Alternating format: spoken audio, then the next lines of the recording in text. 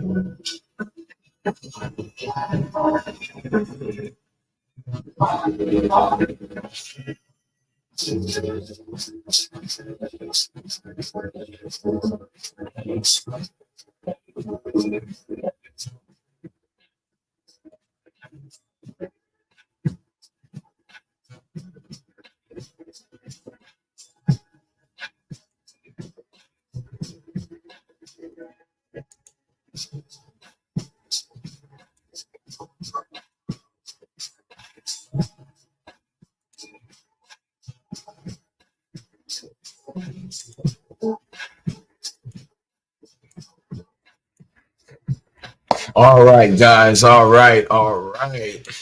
We're about to start now. Who comes in, comes in. Who doesn't, doesn't. But I really want to begin this conversation about Nick Cannon coming on the No Jumper Adam Nazi 22 podcast.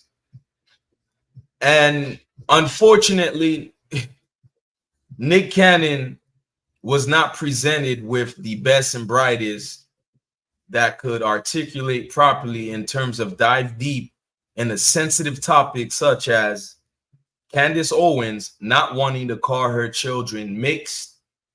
And we'll get into that. And I don't want to be one of those guys, you feel me?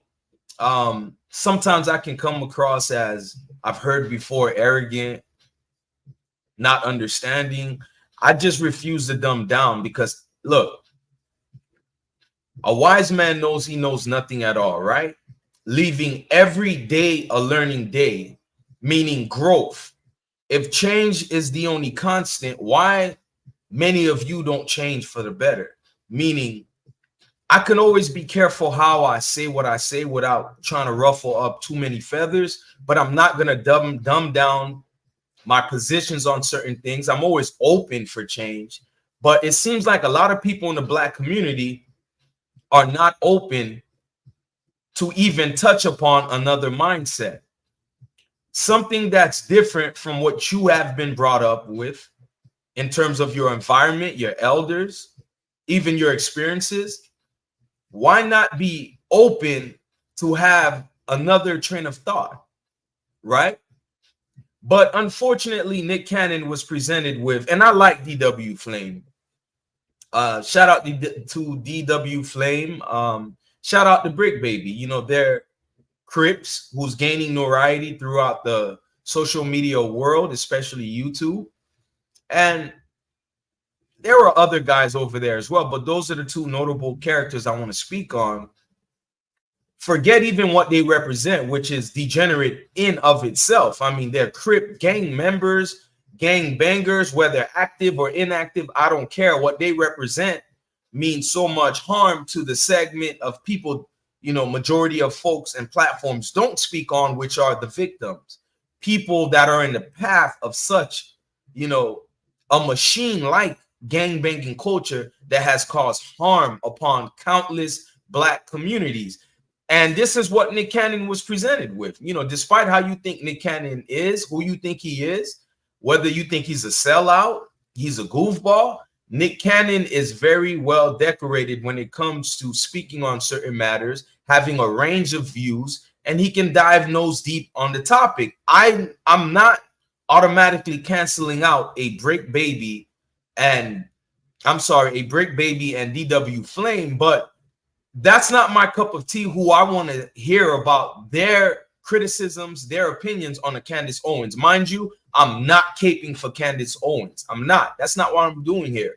What this is about is to redirect what people with notoriety like that, especially within the Black community, because Brick Baby and a DW Flame, they're tapped in with the Black community. So you might have a youngster who sees the way they dress and what they represent and take what they say as the end all. Now they have a negative opinion on Candace Owens, and not just her, just certain things based upon what these individuals say. See, I'd rather a young Black man or woman or anybody, regardless of race, have an opinion that was independent. It was organic from your view of the person, from you doing your own research, you figuring out who is this person, whether female, male, whatever, you figure out what is your stance on this person based off of your expertise, however limited. I don't want to hear people's opinion based on of a few research you've done that's coming from the people that you adhere to for popular culture, right? Or popular news, etc. I don't want that, because we always take the headlines and run with it.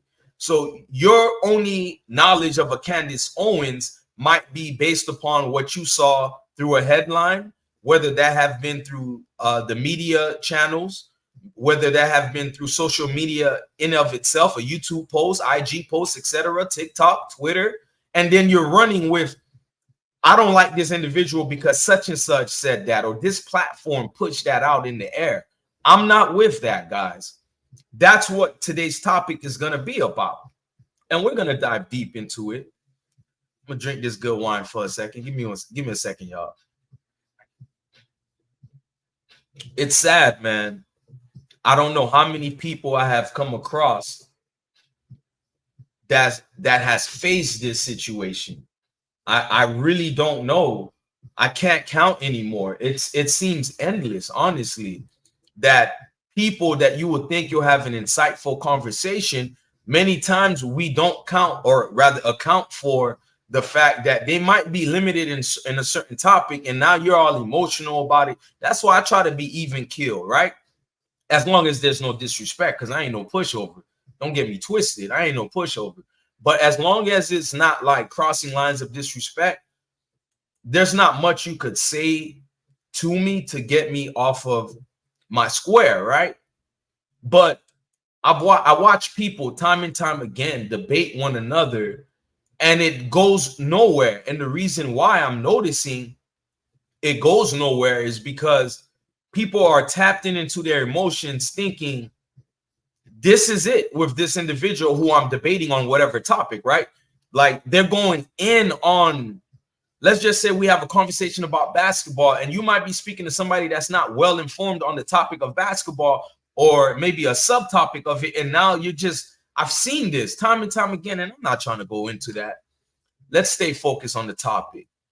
So Nick Cannon has a discussion with DW Flame, and Brick Baby was there, but we're just going to touch upon this segment of it. Shout out to No Jumper Clips, because I didn't want to click on the entire interview. I have no need to watch Nick Cannon present anything with this No Jumper podcast, but every now and then there's like a, very interesting clip or so, or whatever, or person that I'm like familiar with that I might have respect for, and I want to tap into it. But for the most part, I'm not trying to hear an entire hour and a half with Nick Cannon conversing with Crip gang members. Sorry.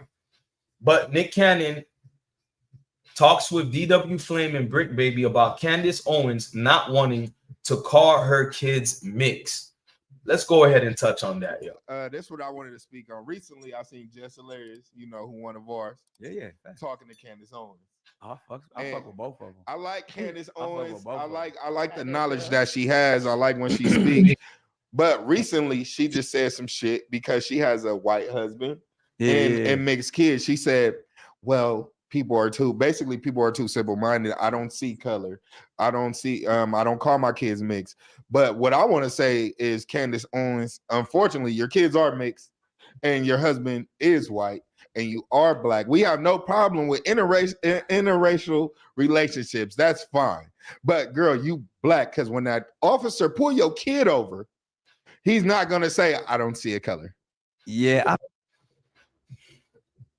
All right. I paused it there so, we could break that first part down.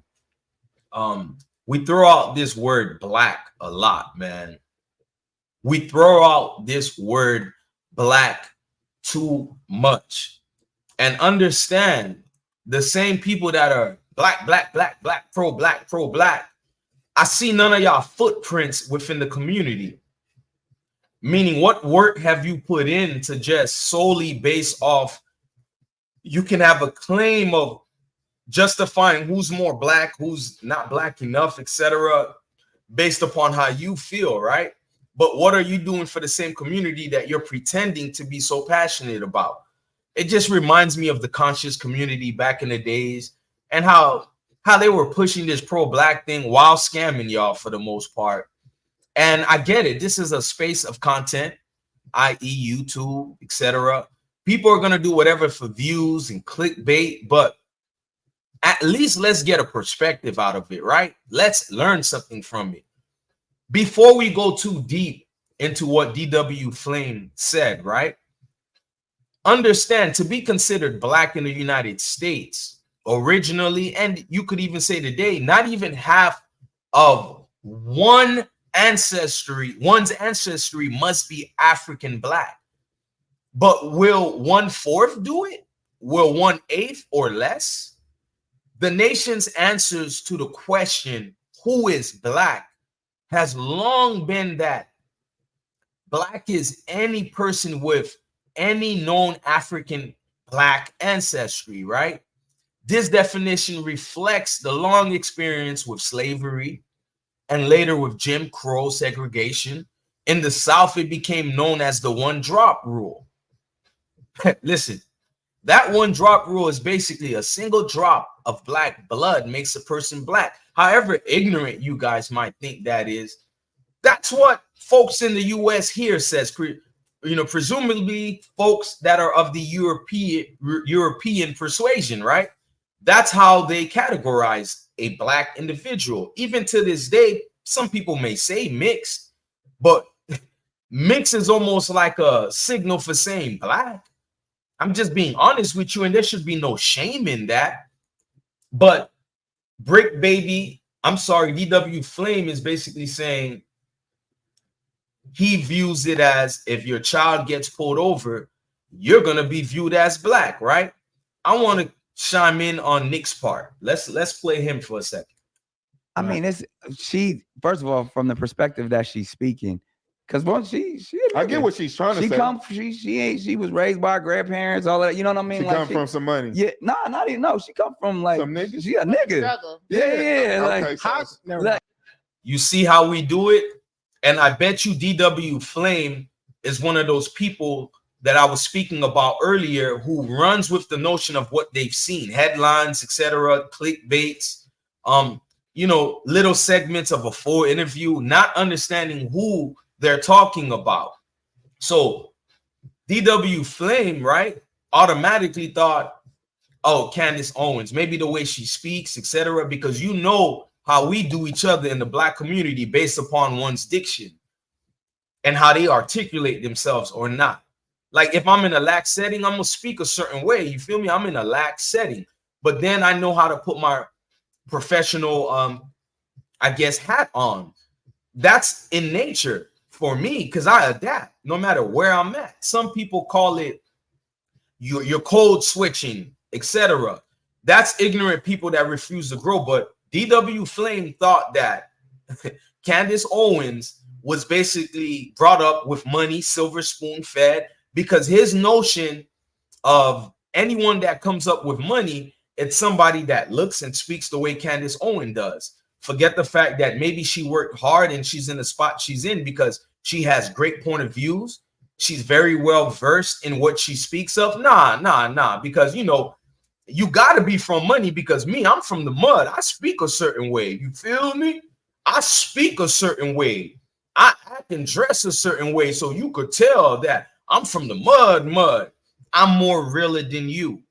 That's their perspective on a lot of things. Very, very, very ignorant in terms of the hindsight or the full scope of how they see things. It's in a box. Shout out to Nick for quickly reminding DW Flame that, hey, this woman wasn't brought upon money. Real quick, David, this isn't about whether we're going to cape for Candace Owens or not. I understand her name is on the topic. It's part of a bigger issue in terms of us in the black community and how we view who's more black, who's not. And we're going to get to every point. Whether you stay or, you know, stay here or not, I'm going to continue the show. But the point is, Nick Cannon chimed in and quickly corrected DW Flame and let him know, hey, this woman was not brought with a silver spoon in her mouth or money. By the way, David, whether you stay or not, I appreciate you tapping in, bro. Much love to you, man. Never mind. Like, but we're gonna get on that. But what she's doing, which I'm not mad at, like she's giving niggas a alternative perspective. Sometimes, again, first of all, she's a person in the media, right? You know what I mean? Like, so we know what that is. You know what I mean? Like, she's doing a job, so she's gonna. The more noise she can make, right, the more ultimately money is being made. You know what I mean? Whether whatever platform she's on, she's a master at being a person in the media. But I guarantee you, she's given a different perspective because she's like, I don't think the same way as and that's what I respect about. Jess Hilarious is the same way. Like she gonna say some shit that be like, hey, Jess, I don't know the fuck about what you just said right there. Like, but then the same thing with Candace. But I love both of them as Black women. You know what I mean? I respect both of them.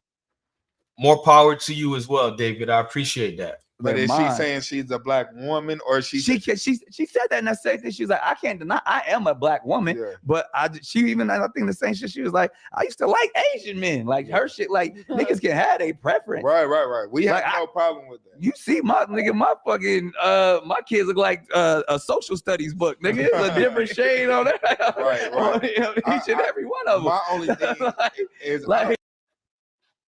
Once again, shout out what Texas Slim said. You're speaking right, but you're doing what you said DW Flame did to Candace. I really would like you to explain what is that, because look, I'm all for correction, but I would like you to explain that honestly, because that's like a broad statement. I really don't know what you're referring to. Could you point it out respectfully? And shout out to you, Texas Slim, by the way.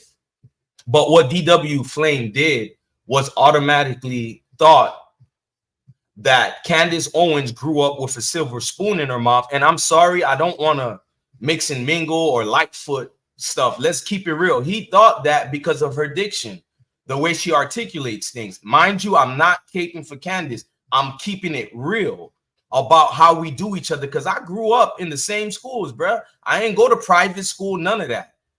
I still live in the same areas where I grew up in, and I ain't no spring chicken. But this is what I mean by it. When I grew up in school, right, it was certain kids that spoke a certain way, and I'm not gonna hold you. I used to speak ignorant as hell. I'm not talking about slang. There's a difference. That's not what I'm talking about. I used to speak ignorant in terms of not understanding the words that I use, right? I'm just throwing it out there. Not conveying a proper sentence, not putting things together, just speaking very lazily in certain settings. Again, I said this earlier, if you didn't hear me, in a lax setting, like I'm with my homies or whatever, who cares what we're saying necessarily? If I rock with you, you dig what I dig, you understand what I'm saying? We don't need to be grammar professors and check one another. But overall, as we're growing, we understand if you have that, whether you want to call it a third eye or a broader scope of things, one must grow, even in terms of our diction. But when I was growing up, if you was one of them cats that spoke a certain way, and I hate to say it, in the Black community, we call it talking white. We just got to keep it a buck. We call it talking white. So once somebody is speaking a certain way like that, i.e. talking white, they don't care that you in the same slums with them, you going through the same hurdles with them. They automatically ostracize you, put you in a box as he a little different, she a little different, we ain't the same. But let me hold on and read what you said, Texas Slim. You said, well, you said that DW Flame felt a certain way, like I'm more blacker than you because I'm from the mud. Well, listen, number one, this is not my first time watching this. So trust me, I know what I'm saying. And we can pretend that I'm profiling, but some profiling is good. And there's no way he would be in shock when Nick Cannon corrected him and said, no, she did not grow up with a silver spoon or from a background of money. DW Flame, who's a host on a big platform like No Jumper, who I'm sure they get the topics of what they're about to discuss. At the very least, I would have had done some type of fast food you know, background checking into who Candace Owens is. He automatically thought she grew up with money. What are you talking about? He proved my point that he automatically thought, number one, she's not real enough. Number two, because I'm sorry, we associate being real with growing up without money, growing up in certain communities. I don't know why you're pretending, Texas Slim, but that's what it is. Now, I will admit, if I basically just profiled him, right, I'm standing on that because I know what I'm talking about. I'm a people person. I do this professionally, brother. No disrespect. I know what I'm talking about, especially on who DW Flame is. I'm not Johnny come lately to him, bro. I know who he is. I know his background. I know what he stands on. Mind you, I never said I don't like DW Flame.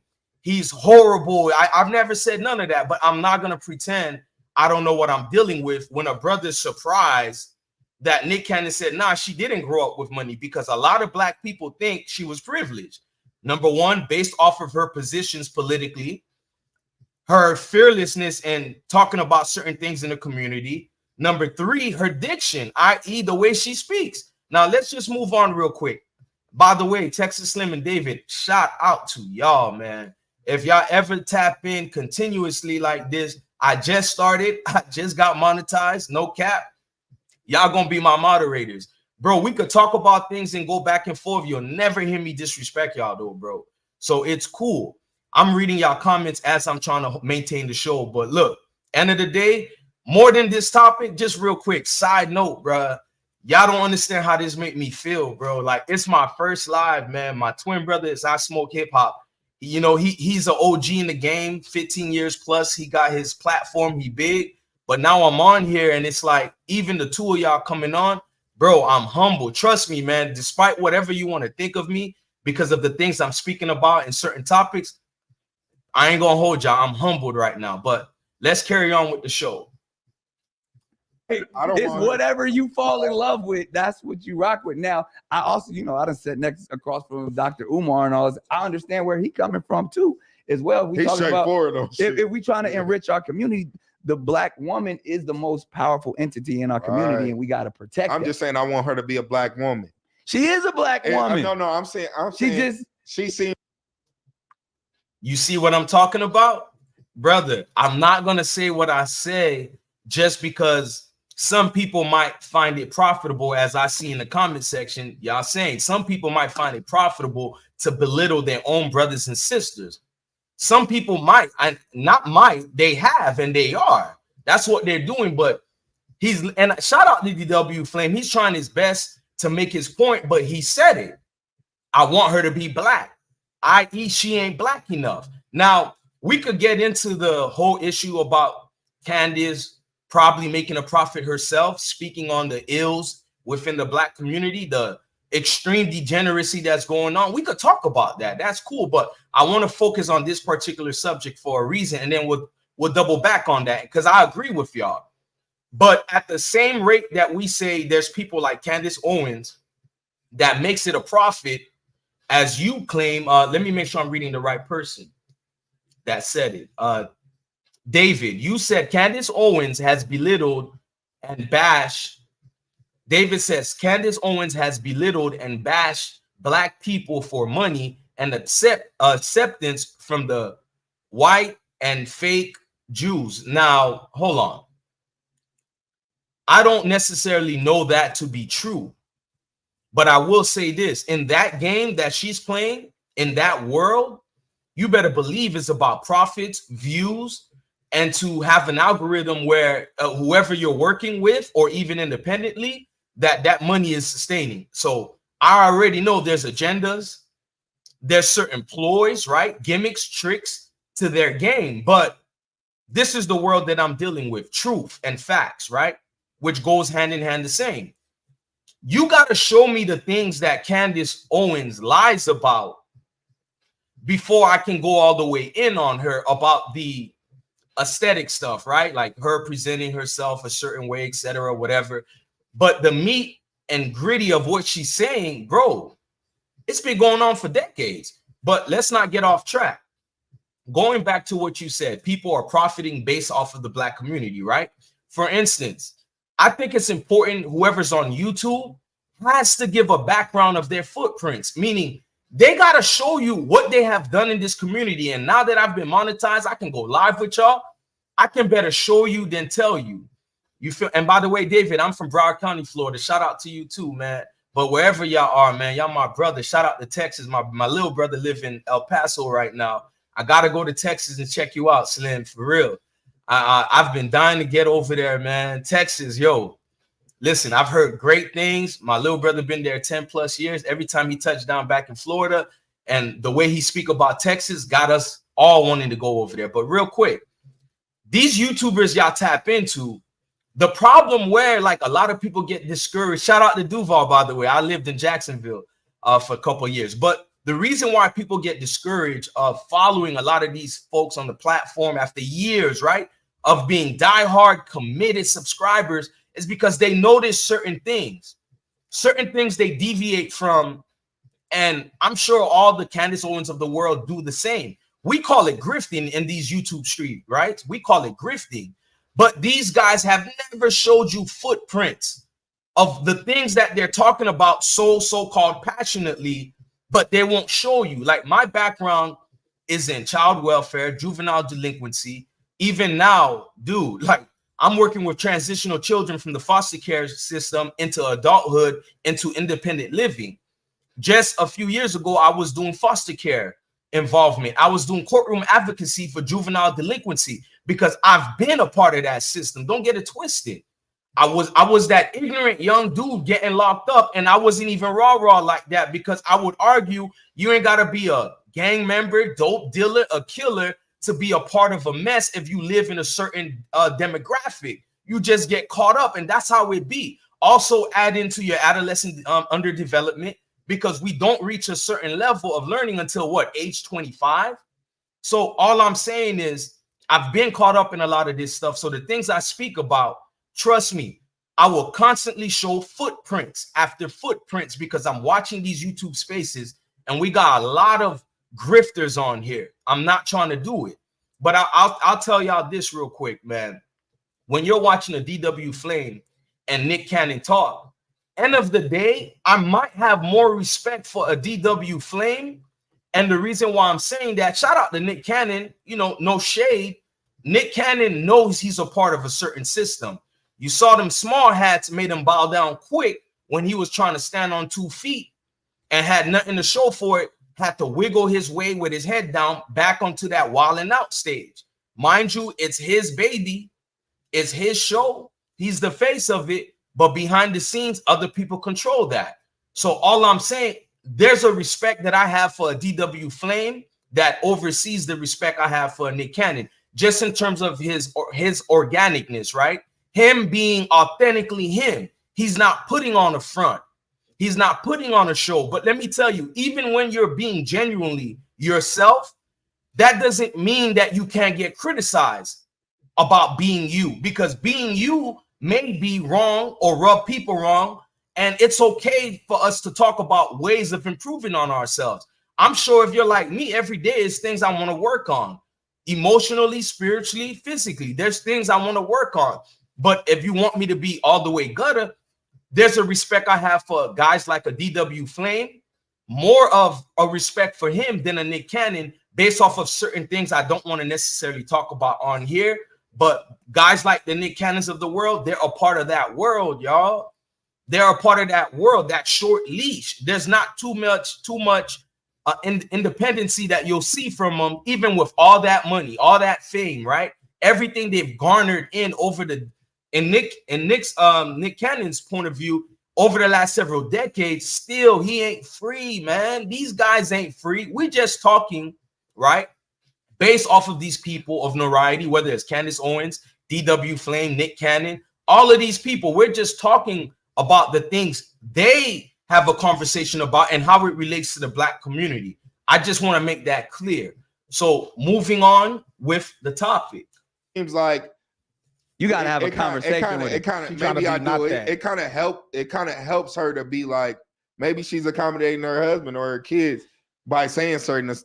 I don't think it's even about that. I think she's a super smart person that likes to debate, that likes to challenge people, that likes to go. There's a one point in time she wasn't conservative. You know what I mean? And then she got let down. Like, if you're gonna play that politics game, I mean, I don't fuck with either side either way. You know what I mean? Because it's like, it's the, as we call it, the lesser of two evils. Here we go. Yo, here we go. Here we go. This is what I'm talking about. That when I said we got to work on ourselves, right? Maybe, like I said earlier, if y'all wasn't tapped in from the initiation of this live, I specifically said sometimes, maybe I'll speak for myself, I might come across a certain way speaking on things where you might take it offensive or personal, right? Like I'm getting on a DW Flame, right? The way I'm talking about his background, etc. But when I said I got more of a respect for a DW Flame before a Nick Cannon, I'm standing on that. Like, it's not a two-party. And here's the reason why. A DW Flame, let's just say he votes Democratic, right? He's unapologetic about it. But a Nick Cannon would like for y'all to think he thinks more deep, more introspective, right? What did he just say? That brother literally just said, you know, I'm not Republican or Democratic or a Democrat, right? By the way, I've been independent for 15 years, right? I've been independent for 15 years, but a lot of these guys that say they're not a Democrat or a Republican, look at their voter registration card. I guarantee you 95% on that voter's registration card, it says Democrat. And let's just say it says independent, right? Let's just say by a slim chance it says independent. I guarantee you come voting time, they're going down that booth and voting left. They're voting Democratic. Now, I have nothing wrong if you really believe the lesser of two evils. Nah, my ninja, two evils is two evils. We could play that game if we want, the lesser or whatever. But let's entertain the hypothetical that there's actually a lesser of two evils, because one could argue both sides are evil equally. But let's talk about morals. I'm conservative by nature. As a human being, we're conservative by nature. As a black man, I'm conservative damn near whole, you know, damn near 100%, because of the things that we as black people believe in. Even if you're Latin, even if you're living in Europe, majority of the world are conservative. Let's keep it a buck. The things we want for our children, the things we believe in, nuclear family, the things that we don't want to entertain, gender, identity, politics, things like that. Who's pushing that more versus the other? Since we want to entertain what Nick said, the lesser of two evils, who's pushing that more of? I would argue it's the Democrats pushing more of these immoral things that hinder your child's ability to learn in school, because now they got to take a time out and learn about different genders, etc. I always thought it was two, but apparently there's people trying to push a spectrum of different genders, right? Nick is literally telling y'all the reason why I say, yeah, I'm breaking this down about Nick Check, the Crip gang member host on No Jumper, about Candace Owens, which he did. But that's based upon something entirely different. What I'm talking about, end of the day, I still got respect for people like a DW Flame, who's organic and authentic with how they present themselves, whether you like it or not, versus a Nick Cannon who's very intelligent, knows what he's doing, but he rather stays in the middle with y'all, right? So he could keep that side, that thing. Wow, he's so deep, he's so smart. Also still playing that game of being the dancer. I hate to admit it. He a low-key tap dancer. And that's not easy for me to say when I say I respect him, but I can understand two things can be truthful at the same time. He a tap dancer low-key. If you don't believe that, when he tried to stand on his own and they bent his ass back and made him apologize so he could crawl back and entertain being, I'm sorry, a courtroom gesture. These are gestures, right? They dance and sing along for the king, make everybody happy. But in this element right here on the No Jumper podcast, he's showcasing how wise and intelligent he actually is. Why don't y'all stand like that all the time? again, he's on a short leash. So let's carry on, y'all. System is one party with two evil names. You know what I'm saying? Like it's they just separated to make you think you got a choice.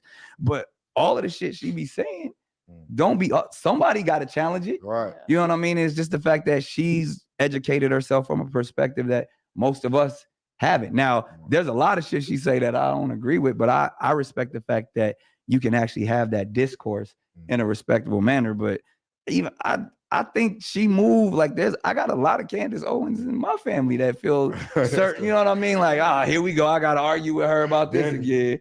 Right. It's like, it's just certain things that certain people feel certain ways about. And, you know, I don't knock her because I got my own shit. Okay. I will say this, because shout out to what Texas Slim said. And I think it's very important what you put in the comment section. So I'm going straight to the title of my live. It says, Nick Cannon checks ignorant Crips on the No Jumper podcast defending Candace Owens.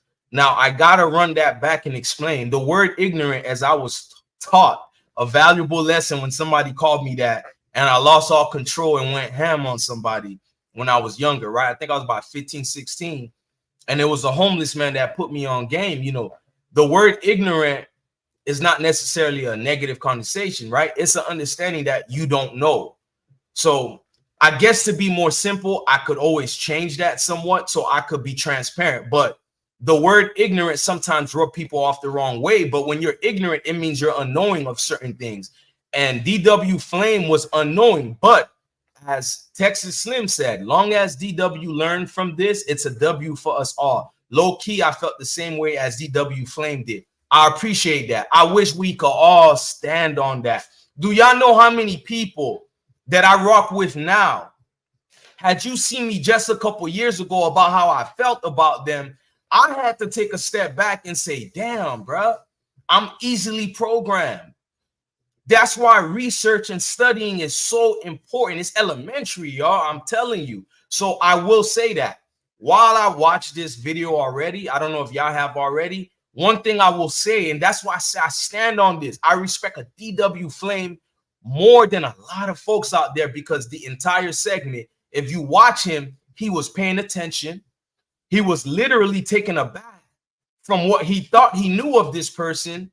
And you could tell he was fighting through what he felt about a Candace Owens versus what a Nick Cannon was saying. But what did he do? He was open and willing to learn. That's why I chose this topic and I chose this video, because I feel like what DW Flame is doing, a lot of black people don't do. We're not open for a discussion. By the way, if you guys been following DW Flame, shout out to him. This brother has came a long way. I'm not saying he should stop rapping, but I like his takes. Personally, I think he's a better host than Brick Baby. DW Flame stands on his square. Brick Baby doesn't. And I ain't got no ill will towards Brick Baby, but I'm telling you, I think the No Jumper podcast benefited from having a DW Flame, because he's giving you all of who he is. But I like this conversation because you can tell he was letting the OG, in this case being Nick Cannon, whether we think he's a bootlicker or not, Nick Cannon was schooling him. And it's wise to always listen. You don't got to necessarily take in what everybody says, but you should always be willing and open to listen. And that's what I saw DW Flame doing. Shout out to him. All I'm saying, Candace, is I don't want the people to Stacey Dash you. You know what I'm saying? I don't want that's a different thing. Like at least she's coming from a place of like she know what she's talking about. Stacey Dash didn't even know DMX died. She just got fired? Yeah. Oh shit! For being, she found out she was a nigga real quick. And she said, like, he doesn't have the power to fire her. She said, but that's the thing. Even found out she was a nigga real quick. Stacey Dash too. Don't. But she about to have her own YouTube. Stacey Dash ended up being clueless. Someone got fired. Not Stacey. Right. But I'm saying, let's look at this clip right here that we got with Jess Hilarious and Stacey Dash. Yo, that's funny as hell, because I remember, you know, people say mutual separation, right? If you don't know, Candace Owens was let go, fired, resigned, however you want to see it. She ain't no longer working for the Daily Wire, which is the face of the Daily Wire is Ben Shapiro, but I'm not sure if he's the sole owner of the Daily Wire. I'm pretty sure he's a part of a partnership group, but they let that shit go quick. Now you can look at it two ways. Candace Owens was bootlicking to a certain population, and they let her know real quick, as Nick Cannon said, that she's one of us. Or you could look at it as Candace Owens really felt, you know, motivated to stand on her own 2 feet on certain positions she took. And if that's the case, I respect that. You know, even at the loss of losing a good job as the Daily Wire, I think she felt like my name is out there. I'm getting big, whether we like her or not. I'm very marketable to a certain segment. And it's funny, right? She ain't marketable to black people, though. That's crazy. But we could talk about that a little bit too. But she knows her name ring bells. She's a money-making machine because of the controversial takes that she spills out here, right? In the social media world. She knows that, you know, she's a juggernaut when it comes to media. I'm telling y'all. So she probably felt confident that, you know what? I'm tired that these people will let me go in on my own people, whether it's the truth or not, by the way. They'll let me go in, say all type of stuff about the left, the Democrats, etc. Even her own party, the Republicans, I've seen it. She went against them as well. But the minute shout out to Davey. He said they all come crawling back when they drop. Shout out to Paul Mooney. We all get that wake-up call, bro, right? But the minute that she dared to speak on the Israel-Palestine situation with Gaza, right? And she went in on Israel. She was mostly speaking about the Zionists. And the minute she did that, the minute she started that, they let her know what time it is. Hey, man, I feel like they took her to the side like, hey, do you understand who's the most protected people in this planet? Do you understand how many people's lost jobs, careers over a certain group of people that we stand on, meaning the small hats? And I feel like Ben Shapiro was like, hey, that's the one line you can't cross. We'll let you call your own people anything. We'll let you call white people anything. We'll let you do anything you want, but you ain't going to talk about my people. Ain't that something, huh? Ain't that something? Now, end of the day, I still respected that Candace chose to stand on her square. Now, I feel like personally, the motivating factor was she can go independent easily. A lot of people would have caved in and apologized about their take on the Gaza-Israel war, but Candace chose not to apologize. She felt like she said nothing wrong. Ben Shapiro went on a world tour condemning her statements and her in and of itself. And mind you, Ben Shapiro was the biggest caper for Candace Owens. He was pushing her, promoting her everywhere. The minute she spoke about his people, he was like, nah. So, end of the day, I'm not mad at the so-called small hats. And you know why? Because they know they're united. And all I'm telling y'all is I wish my own people were like that. That's all. I'm not going to be mad at a group of people that know what time it is. I'm never going to be upset. Honestly, I almost admire them. Never over my own people. You better believe that. But I don't admire them in of itself. I'm talking about there's certain principles they have that they stand on, because I'm not with the mass so-called genocide of a group of people. A lot of them can be very racist. Trust me, I live here in Florida and y'all should know what time it is. A lot of them people ain't rocking with black folks or other groups. They only rock with their own, from their schools to their grocery stores, their banks, etc. Now, I could be all in a bunch emotional about it, or I could say, damn, imagine if my own people were like that. Imagine if my own people were like this. So moving forward, Candace got her ninja wake-up call. A lot of people out there got to get their ninja wake-up calls. But can we discuss something honestly real quick? Just being honest, we might not like who Candace associates herself around, right? Her marriage to a so-called Caucasian man, her so-called mixed children who she don't want us to call mixed. You could have your feathers up in a bunch about that. But one thing I understand clearly that no one can actually ever say what she has done wrong, though, in terms of what has she said that was a lie, right? Because it's always she's annoying, she's caping for them folks. But the scale of the hate she receives, honestly, is so unwarranted. When I could think about how much things we could hate about the world, specifically our Black community, our so-called Black leaders, Candace is on that short list, if you ask me, because the danger that we face is the people in our community we revere, the people we revere who has yet shown us that they really for us. For instance, if you really believe Candace Owens ain't for us, right? Hear me out real quick. And Candace Owens is not necessarily saying, hey, my platform is specifically for Black people, because it's not. Her ideal and morals is about America in general, which is a whole entire subject in and of itself.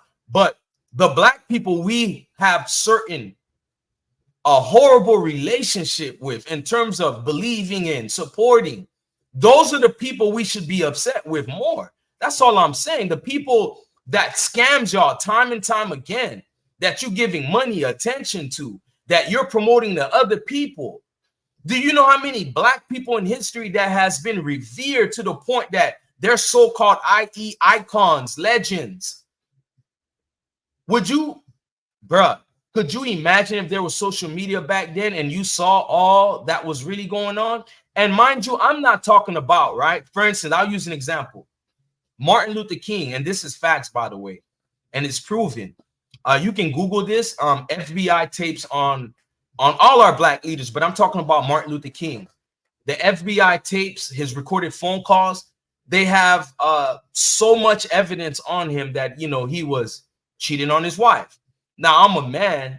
That's not something I'm going to spend time talking about, because like I'm going to keep it a buck. I'm not doing that. You know, if you're a great leader, the hell I'm worried about you cheating on your wife. That's between you and yours. But I'm going to keep it a buck with you. He was messing with a lot of white women, right?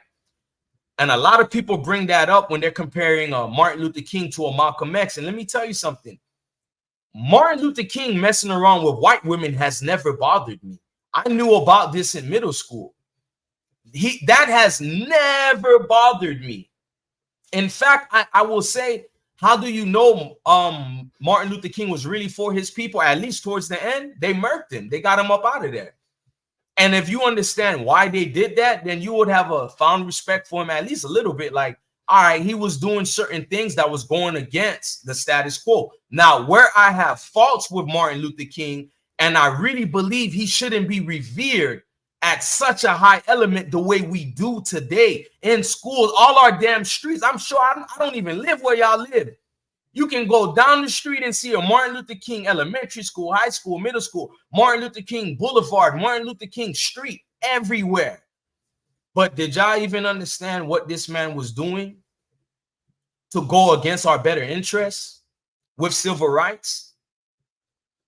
Would y'all really understand what Martin Luther King was a part of when he was trying to conduct the March on Washington that became a picnic, by the way? That was not the intentions of that march. That march was supposed to be a bunch of Black folk marching down over there, demanding right then and there justice. And I'm just summing it up in those words, but it was so much specific. There was an aim, because when you're holding a gathering that large, there's an aim. The aim was not about holding hands, singing Kumbaya, then going back home, forgetting why we was angry, why we came there. If you guys understood who Martin Luther King was working with to really kind of put us in crutches, y'all, I'm going to be honest with you. That's the reason that you should pay attention to certain leaders and be mad about those things. Candace Owens, she's just repeating things we hear all the time. Black on Black crime, fatherless homes, Black people in certain degenerate behaviors. We hear this every day. We even hear it from the people that we respect, that we think is so real. They came up from the mud, etc. They say the same thing. So if that's your only reason for being upset with a Candace Owens, I'm telling you, man, it'll behoove you to focus on the people that has more of an effect on our community. And it's the people that's deep within. the people that has a shield placed on them, I don't know, like a Maxine Waters, who's still in office after what, 40, 50 years? 40, 50 years? I'm just being real, because my problem with a Martin Luther King always has been, and it reminds me of the Reconstruction era. I think the Reconstruction period in America for former Black slaves was bittersweet. Bitter because, damn, you know, we out here. Loved ones spread across the world, not just in the country, because, you know, slave owners were selling slaves to the islands, to South America. They were bartering with them, wholesale bodies, human bodies, shipping them back across the world. Ain't that ironic? Ain't that ironic? Shipping them back across for compensation. But the point is, imagine being in the Reconstruction era, and some slaves, even years after the abolishment of slavery, didn't even know we were free. But the point is, imagine coming into a period where you're no longer chattel slavery. You could think about certain, you know, there was other systems in place that was still similar to chattel slavery. We got to keep it a buck. You know, I'm not going to just pretend that didn't happen. You know, certain trichonomics they played to keep us in slavery. But the point is, the chattel slavery that we're accustomed to understanding now in terms of bondage, etc. Imagine being free and not knowing what you're going to do. That's bitter. But you know, the sweet part of it, that gave us a chance to be independent and united. I feel like the Reconstruction era, all the way until civil rights, was when Blacks were most together. So yeah, I have a certain part of me that are upset with the people like the Martin Luther Kings, not just him. There's several others, the Medgar Evers. There's so many. While I appreciate them wanting to spearhead, right, rather be wanting to be leaders at such a, you know, hard time period. I couldn't even imagine trying to duck smoke everywhere you go, right? But I'm still upset with these people because I think they helped destroy something that turned out to be against our betterment in terms of our independency, relying on one another, money circulating back into the community over 20 times, meaning that money is going to keep building us and building us. Our businesses were on point, you know, whether it was Black banks, you know, let them tell it. There were no Black banks, false, false. Everything you could think of. Our Black inventors, you know how many things they've invented? We're not even counting the ones that their inventions were stolen. My point is, when we relied on each other from the Reconstruction period right until civil rights came, I believe one of the biggest tools used against our movement, our progression, was a like of a Martin Luther King. And all I'm saying is, it's people like that who we revere will never get smoked the way a Candace Owens does. She's small potatoes, folks. All I'm saying, she is small potatoes when it comes to the problems I could think of within the Black community. That's all that I'm saying.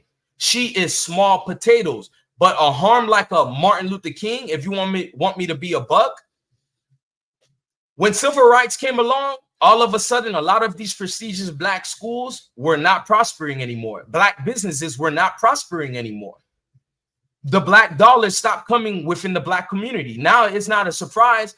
Somebody from India, somebody from the Middle East can come and pop up chains of different corner stores, etc., laundromats. I can keep going on and on, but I'm not. The point is, they're in a better position than you and me have been, and we had that chance. And you can't blame no Caucasian person. You can't keep doing that. I'm telling you, it's going to lead you nowhere. You got to blame us, our blind love affair with Black leaders that has led us nowhere. One thing I will say is this: Candace Owens has not told us that she is our end all, meaning she's our Black leader. But how many Black men and women has professed to be our talking piece? How many?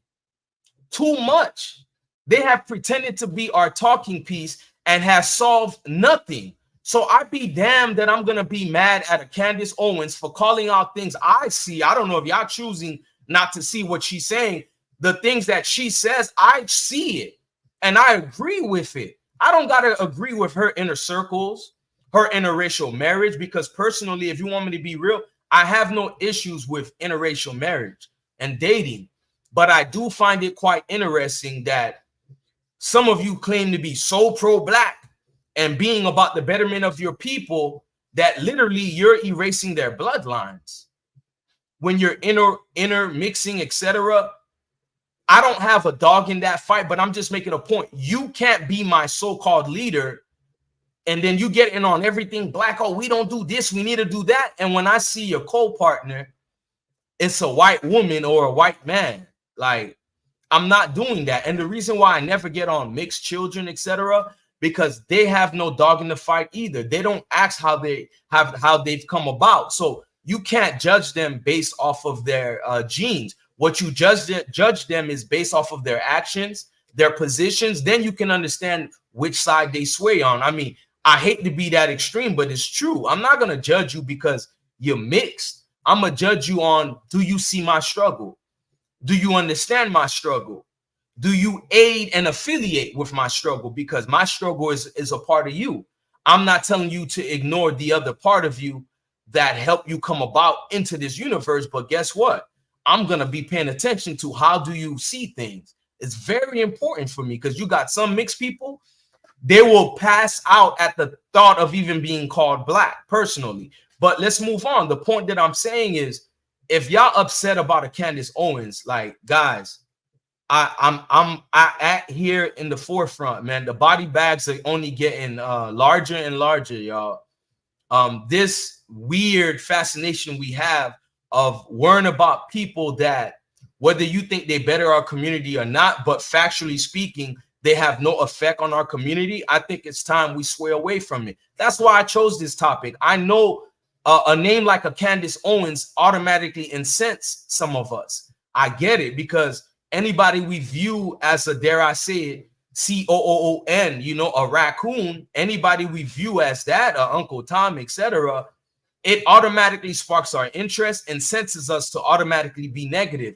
But I rather focus on the things she speaks of. Now, will I lose a bunch of time and energy on it? No, because she's not saying anything new. But guess what? It's really refreshing. I like seeing her poke the bear being the black community that only sees things one way. I just want us to get out of our comfort zone and start seeing things in another spectrum. That's all, guys. There's certain tropes that are out there about black people that I don't feel like white people put on us. I feel like black people keep us in certain boxes. They refuse to let our children grow, because guess what? Our children are watching certain characters and they're telling themselves, I like this person, right?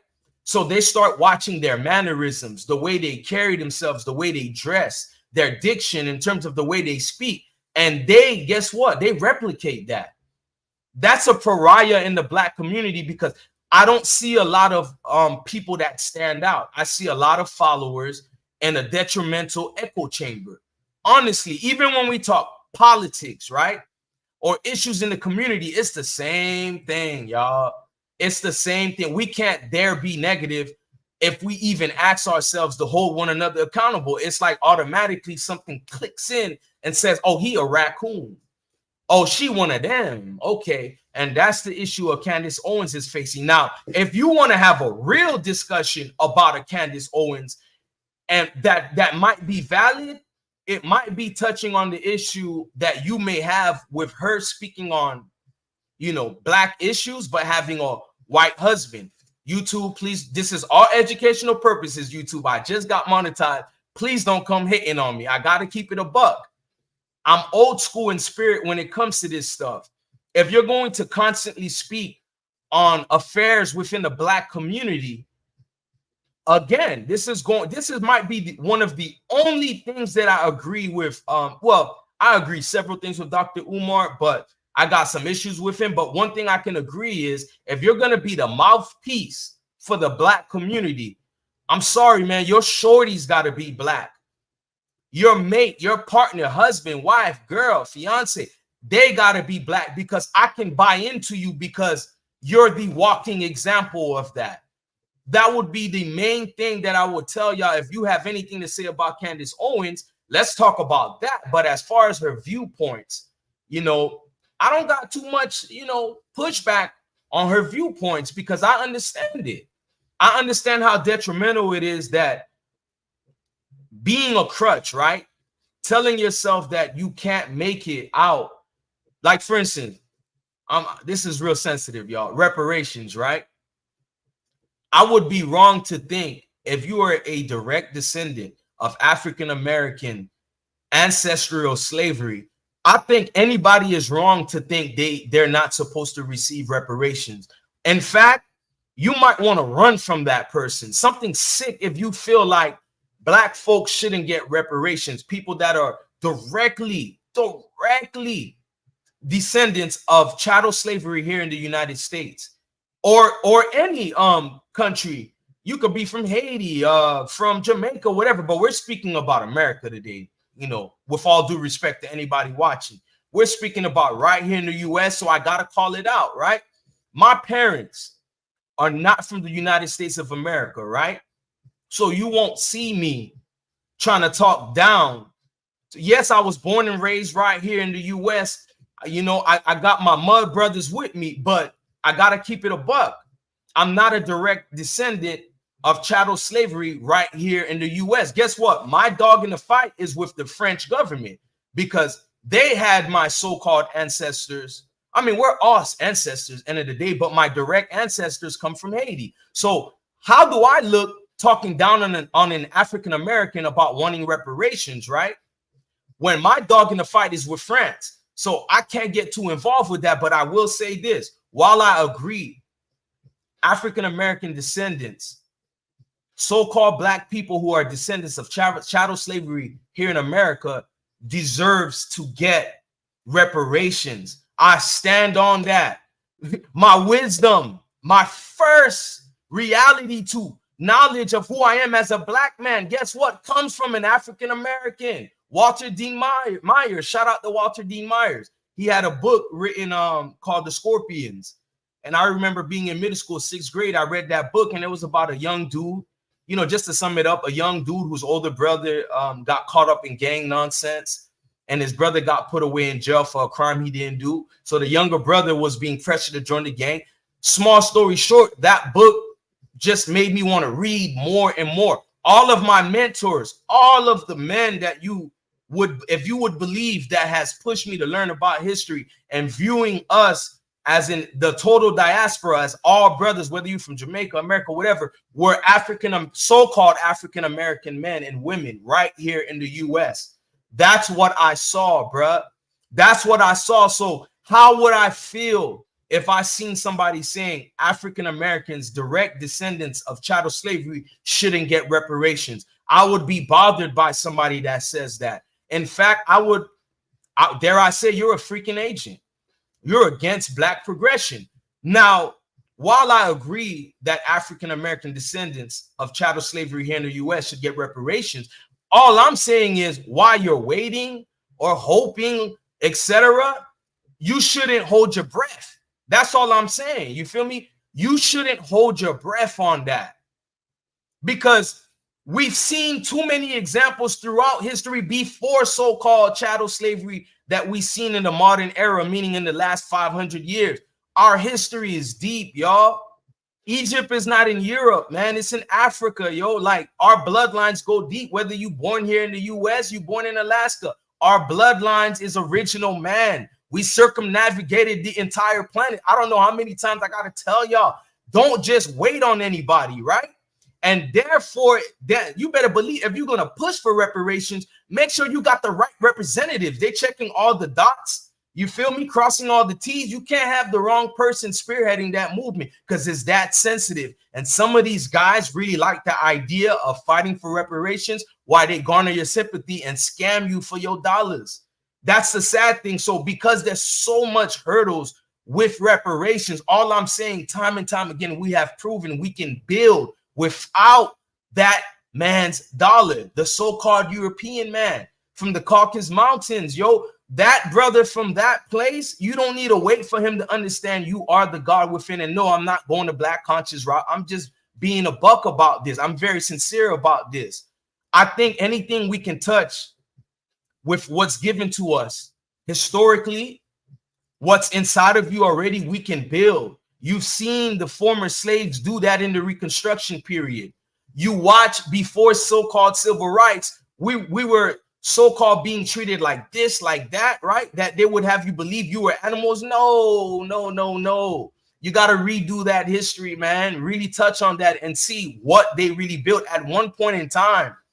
At one point in time, Black African Americans here in the US was outpacing their so-called white counterparts economically, marriage-wise, spiritually. Like, bruh, this ain't no joke. We gotta really do something about people that want you to believe that you're just this crutch, you're this victim, you're just former slaves. Now, if you don't believe me, I'm saddened by that, because my passion, the way I spoke about believing that African-American descendants of chattel slavery here in the US deserve reparations, you got to believe I'm being honest about that. They deserve reparations. Number one, if you study the damage that has done in terms of chattel slavery, how far back that has put blacks financially, economically. It was once said it'll take 500 years for black people here in America to catch up with their white counterparts economically. 500 years. What would help close that gap is reparations. But it's not the only thing that would close that gap. That's all I'm saying. You know what would help close that gap? Us stop being the biggest consumers out there of every damn product, whether that be new vehicle, chains. I got a chain. I ain't gonna lie. I got a chain. But you better believe I got older before I even had a real chain. I'll be honest with y'all, you know. I got older before I had some ducats and I splurged a little, you know. Bro, you know, if you know where we come from, it's natural to want to look good and be good. But the things we spend our money on consistently is what's stopping us from closing that gap. I promise y'all, we're the biggest consumers here in the US and we only represent a certain percentage. We got to stop thinking reparations is the end all. It's all I'm saying. Yes, I believe Black folks deserve it wholeheartedly. Specifically, I'm talking about American chattel slavery here in the US. I do believe it. But I even believe whether mentally we're not in the right place, whether how that reparation is broken down, the point is, if we can't agree about anything else, you got to agree that this government, listen, is relegated to make right by those people. They're supposed to. They do it with everybody else, every damn people, whether it was the Chinese, whether it was the Japanese during the World War II era. I can keep going on and on. Everybody else gets theirs, but I'm telling you, your biggest crutch is going to be waiting for that reparations, man. Your biggest crutch is waiting for it, where it may not come. What you're going to do if it don't come? We got to figure out other avenues to close this gap. My next subject on another live is going to be this right here, man. And shout out to David. He said something real. And you know what? I appreciate that, man. Because I made a broad statement. I still stand on what I said. We're the biggest consumers and we got to stop doing it. But it's not necessarily stop doing it. As David said, consume is fine. Just buy from your community. Bravo, sir. Bravo. And I'm glad you said that. Way more sense in that, right? If we are going to be the biggest consumers, at least let that money trickle back into our community. But David, here's one of the issues. What is necessarily Black communities anymore? That's all I'm saying, right? The people that are our so-called leaders, whether politically or within the community in and of itself, do they really have the best interest for Black folks? I don't think so. But I do agree, as long as you're buying from your own community, at least you'll watch more small businesses be brought up. I don't believe that everybody don't have the right intentions. I believe there's a lot of, I've met them, y'all. There's a lot of people with good-hearted intentions for Black people, for people in general, regardless of race. But we're talking about Black folks. I've seen this. I've seen good people, excuse me, excuse me, they just don't have the resources. Their vision is incredible.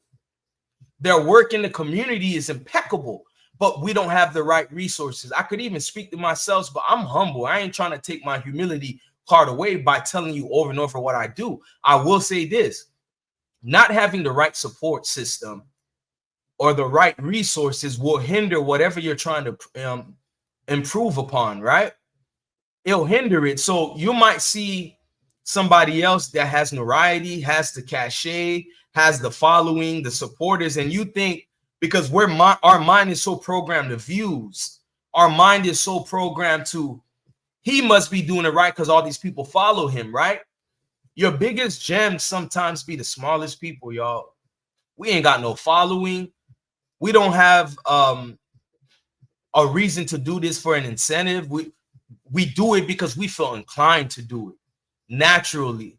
And if you've seen what I've seen, especially down here in Florida, man, I mean, yo, it don't get more realer than that. This is becoming a melting pot. And I would like to see some of the things that I was fond upon still be here. Some of the best communities has been in a lot of your neighborhoods. I don't care, you're in Texas, Ohio, wherever y'all are. I know you see the changes happening and fast. Gentrification is real, by the way. I remember brothers telling me this when I was in the mosque, right? Brothers were telling me this years ago. I'll even say before, when I was in the mosque, the nation of the NOI, I used to go there. I wasn't an official member or anything, but I would go there, affiliate myself with those guys because they had a lot of knowledge to give, you know. I didn't necessarily become a member. I never sent my letter to Mosque Miriam in Chicago, but I remember being a member, but I appreciate that, David. I'm hoping so, man. But guess what? I was just happy you and Texas Slim chimed in, bro. I'm new to this. I hope I'm doing a good job. I'm just trying to learn as I go. This was I'm experimenting. You feel me? Seeing how I can do this, but you know, I'm always rapping and yapping over here with the fam. I figure, hey, let me do it on YouTube because I'm really sincere. But I remember guys from the mosque, right here in Sistrunk, Florida, by the way. That's in Broward County, Florida. Sistrunk, very famous neighborhood. But Minister Ronald Muhammad and several other ministers put me on game on how gentrification was key to pay attention to. And you know, they told me it would shift in such a way you wouldn't even realize 5, 10, 15, 20, 30 years went by. That's how crazy gentrification is. It's like a thief in the night. And it's crazy, despite some of the so-called detrimental things that are going on in the Black community, right? A lot of the degenerate stuff one would have you believe, which is true, by the way. Let's keep it a buck. A lot of stuff goes on that I would love to change, but at the heart of it, a lot of this stuff was our upbringing, right? It helped us give respect to the elders. It helped us understand certain roots. It gave you an inclination of culture before you even knew what culture was.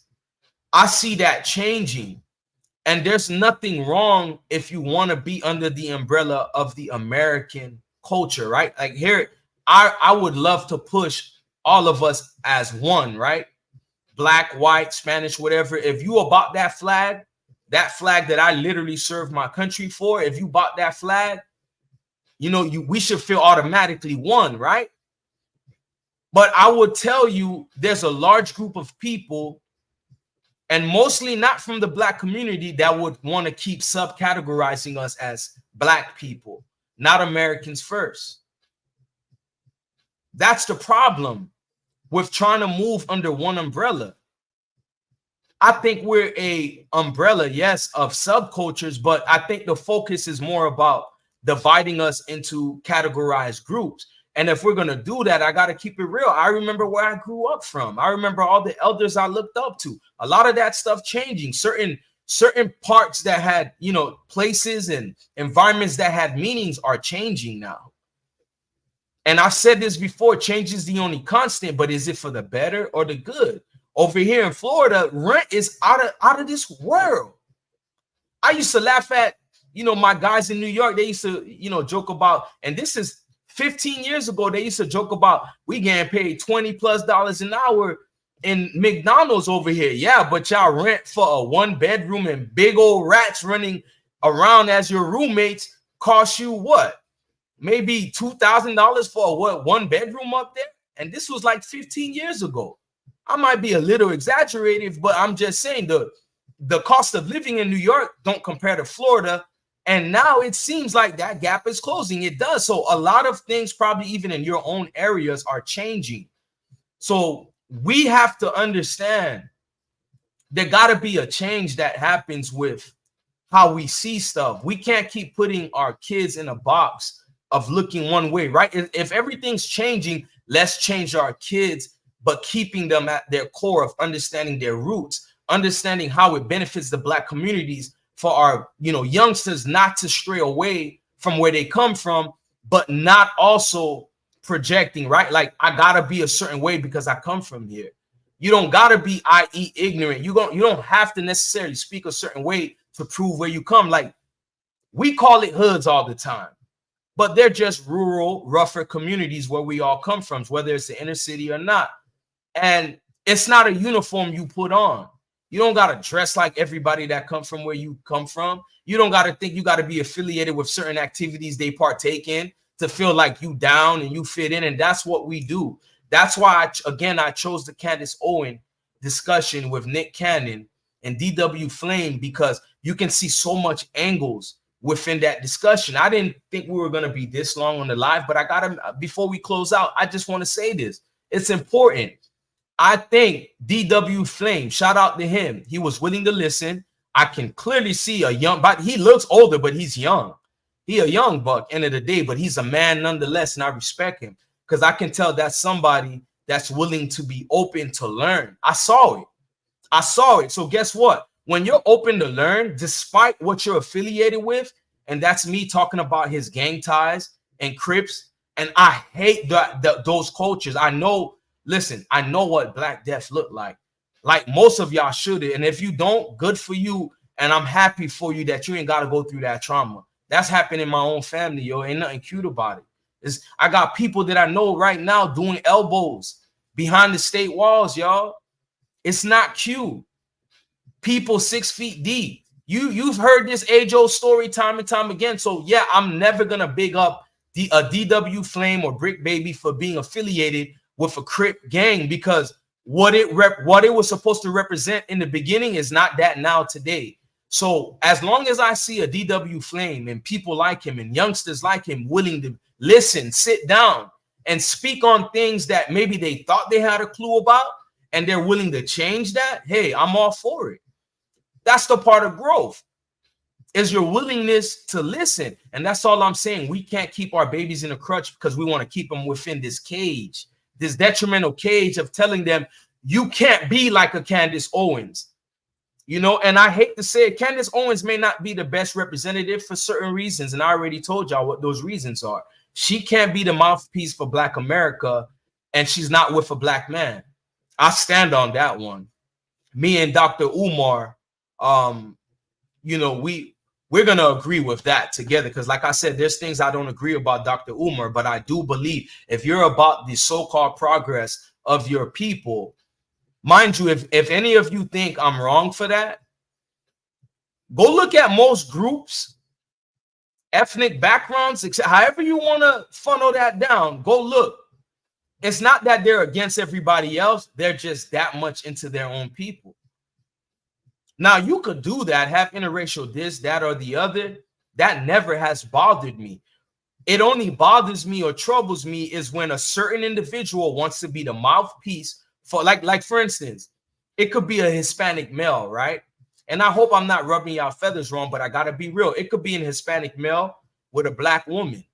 I got no problem with that. But the minute that Hispanic male wants to be the leader or mouthpiece for his, let's just say, white Hispanic Cuban brethren, but he has this Black woman next to him, in my mind, I would wonder, how much invested you are into the so-called progress of your own people. That's all I'm saying. I wouldn't question his heart about the woman he loves, but I would question his heart about being all in on the so-called struggles he's claiming to be fully invested in. That's all I'm saying. By the way, are you originally from Manhattan, David? Shout out to you, man. I've been over there in Flatbush. I wish I ventured out more in New York, but I'm I checked out Flatbush, man. I gotta make a stop with wifey in New York, though, for real. I got to, man. You know, if I could pick up the resources, you know, who knows? I've traveled a lot of places, but New York is definitely a place that I would like to give it more time than I did when I was younger. I felt like I just went up there because my twin brother was up, and I left. Oh man, back in this, listen, bro. I'm sorry I changed course real quick, y'all, but yo, David over here spitting some gems. He said he was in Manhattan back in the 70s. If there's ever been an era that I've been infatuated with, is the 70s, bro. You know how many black heroes of mine I wish I could have met in the 70s, especially in New York. Back when Malcolm X was Detroit Red up in New York. Even my favorite comedian of all time, Red Fox, all them brothers, and I know they're not originally from there, especially Malcolm X, but the point is, you know, a lot of our greats were over there. And man, I would love to check out the 70s, just the style, check out a few of the women, bro. Listen, man, my God. I know I was born in the 80s and I'm not that young, but yo, if I could have a time machine, that's one of the first eras I would step back. There was so much going on, people finding their identities. The heart of the Black Power movements, bro. Like, yo, you threw me off with that one. I'm not gonna hold you. You threw me off with that one, but I would love to go back to the 70s because I feel like I have kindred spirits back then. I relate more to people then than now. I really believe that, bro. Not gonna hold you, but we're almost gonna end the show soon. But shout out to my guest, Texas Slim, who I think he had to leave. Hey, David, man, groovy right back at you, bro, man. Hey, y'all made me feel like this was a good one, you know. I don't mean to get off subject, but I hope I stayed at the core of what I was saying, man. Our young kids need a chance to grow, to get out of the box of understanding what's in front of them from all different perspectives, not just from the quote-unquote hood perspective. We can't do that, you know. There's people I don't rock with, I promise you. And David, I'm gonna let you know when I have my next live. It might even be tomorrow, honestly. So you should check out any updates I got. Subscribe to me if you're not already, and you'll see my next one. And if you're there, you gotta be my moderator, bro. I don't care what we ever disagree on. One thing I know about life, whoever rock with you and support you, the hell we don't agree with, bro, that you forever blood brother right there, bro. That's one thing I know about this YouTube thing, this thing called life, is the people that stand next with you. And I'm always going to remember that, bro. You and Texas Slim, I'm going to remember y'all. And the more people that come along from my inception stage, which is this now, what inception stage would be like, what, maybe within the next couple of months, y'all the newbies with me because I'm a newbie.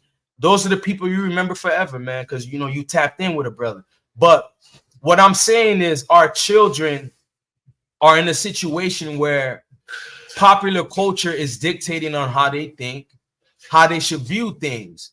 But there's a lot of people I disagree with, y'all, that I stay paying attention to what they got to say just so I can have my talking points be better, right? The things I disagree with, I could research better before I make a solid, permanent decision to take this position or that position. I gotta know.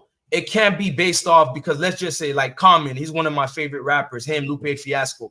Let's just say just because they're my favorite rappers, they have a particular position. I'm going to just blindly follow their positions, but not research why they don't like this, they like this, etc. You feel what I'm saying? So it's very dangerous when you have a stage where you can amass an audience and you can influence decisions, talking points, opinions, criticisms. It's key, y'all. That stuff is key. It's pivotal. It's pivotal to one's thinking, that especially the ones that aren't fully developed yet. That's all I'm saying. Look, man, this was Gravitating Away, aka GA on Reset TV, man. I appreciate y'all rocking with me tonight. I wish there was more I could tap in with, but I'm always gonna keep it a buck with y'all. Your boy got a 9 to 5. I got 6 children. You know, duty calls, y'all. You know, but I'm trying this YouTube thing. I really like it. I didn't think I would like lives. I was just making videos, but I'm really liking this live stuff. And yo, David, bro, please, when you see me on a live again, tap in with me because I want you to hop on.